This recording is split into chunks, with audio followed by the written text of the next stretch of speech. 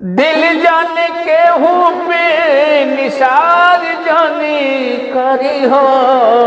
प्यार हटे धोखा तू प्यार जानी करी हो।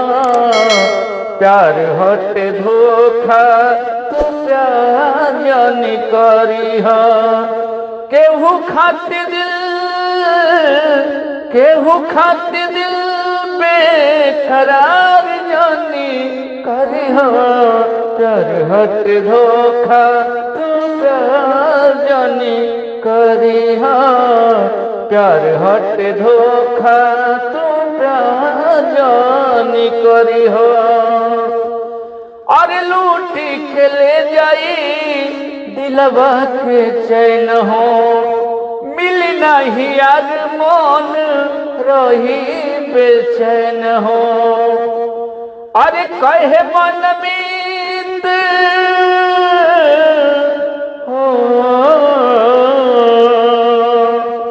कहे मनमीत एतबार जानी करी हो। प्यार हट धोखा तू प्यार जानी करी हो। दिल जान केहू पे हो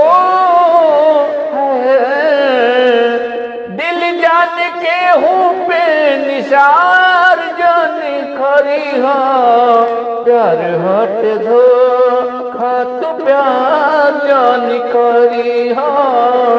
प्यार हट धोखा तू प्यार जानी करी हो।